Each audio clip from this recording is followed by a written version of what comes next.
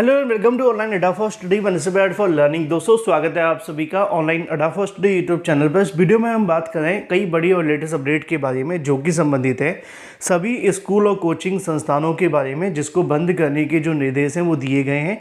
साथ ही साथ अगर बात की जाए 90,000 नई शिक्षक भर्ती को लेकर, जहां पर बीएड और बीटीसी करने वाले अभ्यर्थियों को बड़ा झटका लगा है। साथ ही हम बात करें बीजेपी सरकार बनी तो पुलिस में नौकरी खत्म हो जाएंगी। इसके अलावा यूपीपीएससी की 4 बड़ी भर्ती परीक्षाओं के बारे में डिटेल में बात करेंगे। चैनल को सब्सक्राइब करके बेल आइकन को दबा लें और वीडियो को लाइक कर दें, जिससे कि आपको रियल ऑथेंटिक जानकारी online Adda for study YouTube channel के माध्यम से मिलती रहे। जैसा कि दोस्तों आप जानते हैं कि वर्तमान में चुनाव आप सभी के सामने है और अब 1-2 दिन के अंदर ये पिक्चर पूरे तरीके से क्लियर हो जाएगी कि किसकी सरकार बन रही है और किसकी सरकार नहीं बन रही है। अगर आपने अभी तक वोट नहीं किया है तो आपको वोट करने का मौका 1 जून 2024 को मिल जाएगा। लेकिन आपको जो वोट करना है, कोशिश करनी है कि आपकी बेरोजगारी के लिए वोट होना चाहिए, क्योंकि किसी भी मुफ्त या किसी भी लालच के लिए जब हम वोट करते हैं तो इसकी जो कीमत है वो हमें आने वाले 5 या उससे ज़्यादा सालों तक चुकानी पड़ती है।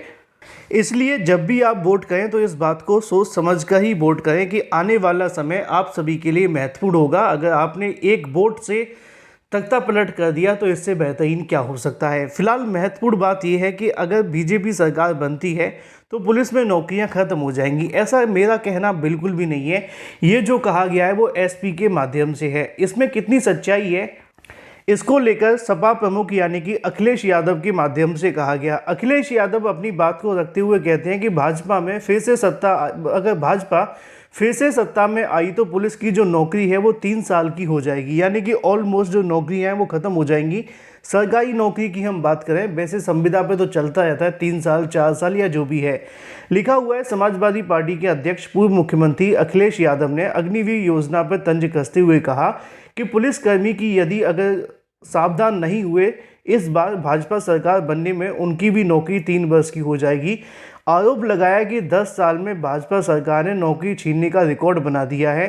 सपा नेता ने केंद्र में इंडिया गठबंधन की सरकार बनने पर किसानों को, गरीबों को कर्ज माफ का वादा किया।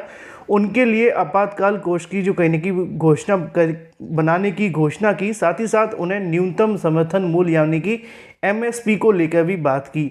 मुद्दे की और महत्वपूर्ण बात यहाँ पे ये है कि अखिलेश यादव के माध्यम से पिछले कई जनसभाओं के अंदर नई भर्तियां या इसके अलावा रोजगार को लेकर बात की जा रही है। लेकिन देखना ये होगा कि क्या आज के युवा रोजगार के लिए तैयार हैं या नहीं, क्योंकि रोजगार को लेकर विधानसभा में भी अखिलेश यादव ने बहुत ज़्यादा जोर लगाया था। आपने देखा था उन्होंने भर्तियों को लेकर अनाउंसमेंट की थी, लेकिन इसका बेनिफिट उनको ज़्यादा नहीं मिल पाया और यूपी के अंदर जो सरकार है वो नहीं बन पाई एसपी की।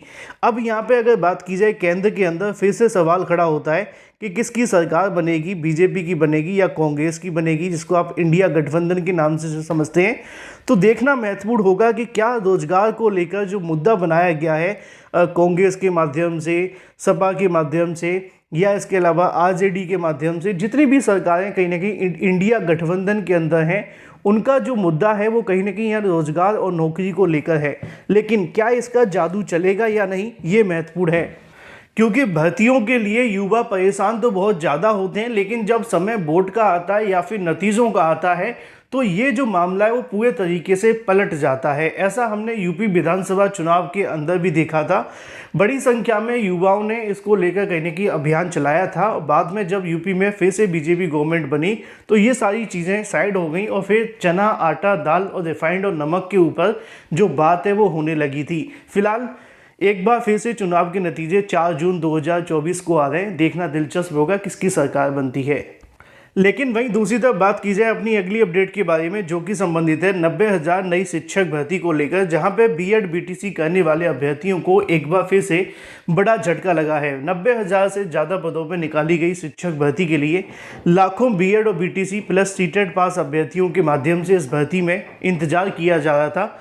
जैसे ही चुनाव खत्म होते वैसे ही कहीं ना कहीं अभ्यर्थियों के लिए कहीं ना कहीं जो किस्मत की ताले हैं ना वो खुलने वाले थे, लेकिन तभी इनकी किस्मत के ताले पे एक और ताला लग गया। और ये ताला कोर्ट के माध्यम से लगा दिया गया। कोर्ट के माध्यम से शिक्षक भर्ती परीक्षा के ऊपर रोक लगा दी गई है। अब ये जो मामला है वो आप सभी जानते हैं बिहार के माध्यम से है। बिहार में लगभग निकाली गई 87,784 पदों के लिए भर्ती थी, जिसमें बीएड और बीटीसी करने वाले प्लस सीटेड अभ्यर्थी सम्मिलित हुए थे और इसकी परीक्षा पहले एक बार हो चुकी है, लेकिन पेपर लीक हो जाने की वजह से रद्द कर दिया गया था। एक बार फिर से कहीं ना कहीं यहाँ पे पेपर लीक हो जाने के बाद आयोग की कोशिश थी कि परीक्षा जून में करा ली जाए। परीक्षा होती उससे पहले ही कल की तारीख में पटना हाई कोर्ट के माध्यम से इस मामले पर सुनवाई करते हुए भर्ती में रोक लगा दी गई है। मामला किससे संबंधित है मैं आपको बता दूं। बिहार के अंदर साल 2018 के अंदर अतिथि शिक्षकों की भर्ती देखने के लिए मिली थी। जो अतिथि शिक्षकों की भर्ती हुई थी उसमें बड़ी संख्या में लगभग 4,200 से ज़्यादा अलग अलग विषयों के लिए अभ्यर्थी चयनित हुए थे और इन अभ्यर्थियों को जो नौकरियां हैं वो दी गई थी। इन्होंने यहाँ पे याचिका दाखिल करते हुए मांग की कि इनको जो इनके माध्यम से सेवाएं दी गई हैं इनको थोड़ा बहुत भारांक दिया जाए, जिसको आप वेटेज के नाम से समझते हैं। कोर्ट ने इस बात को स्वीकार करते हुए कहा कि बीपीएससी TI 3 के अंदर स्टेट गवर्नमेंट इन अभ्यर्थियों को जो वेटेज है वो दे। 1 साल के आधार पर 5 नंबर का जो वेटेज है वो दिया जाए।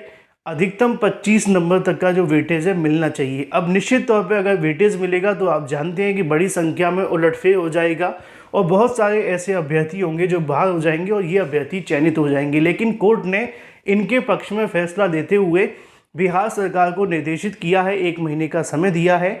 अब 1 महीने तक ये भर्ती शायद ही आगे बढ़ेगी और परीक्षा को लेकर भी संकट के बादल मंडराने लगे हैं। अब देखना होगा कि बीपीएससी के माध्यम से होने वाली परीक्षा आयोजित होती है या नहीं। वहीं दूसरी तरफ बात की जाए अपनी अगली अपडेट के बारे में, जो कि संबंधित है यूपीपीएससी के कैलेंडर को लेकर। जैसा कि आप जानते हैं कि उत्तर प्रदेश लोक सेवा आयोग के माध्यम से परीक्षा कैलेंडर आ रहा है और इन परीक्षा कैलेंडर के अंदर बड़ी संख्या में जो बदलाव हैं वो आपको देखने के लिए मिलेंगे। पहले भी कई ऐसी परीक्षाएं जिनको बदलाव किया गया था, जैसे कि ARO की परीक्षा रद्द हो गई थी, तो जब प्री परीक्षा रद्द हो गई तो मुख्य परीक्षा भी स्थगित करनी पड़ेगी। ऐसे ही PCS परीक्षा थी, PCS प्री परीक्षा को स्थगित किया गया था। अब जब वो परीक्षा स्थगित हो गई तो उसके बाद में उसकी जो मुख्य परीक्षा है उसको भी स्थगित करना पड़ेगा। तो उत्तर प्रदेश लोक सेवा आयोग के माध्यम से एक नया परीक्षा कैलेंडर तैयार किया जा रहा है, जिसमें 4 परीक्षाओं की तारीखों में बदलाव भी किया गया है। जो मुख्य परीक्षाएं थी, क्योंकि जिनकी प्री नहीं हुई उनकी मुख्य भी नहीं होगी, तो उनको भी स्थगित करना है और उसके बाद में इन तमाम भर्तियों की जो नई तारीखें हैं वो घोषित की जा रही हैं। जानकारी के मुताबिक यूपीपीएससी के माध्यम से बहुत जल्द उत्तर प्रदेश लोक सेवा आयोग अपना परीक्षा कैलेंडर घोषित करने जा रहा है। उम्मीद है कि इसी हफ्ते के लास्ट में या फिर अगले हफ्ते के स्टार्टिंग के अंदर यूपीपीएससी के माध्यम से अपना परीक्षा कैलेंडर घोषित कर दिया जाएगा। Thank you for watching this video.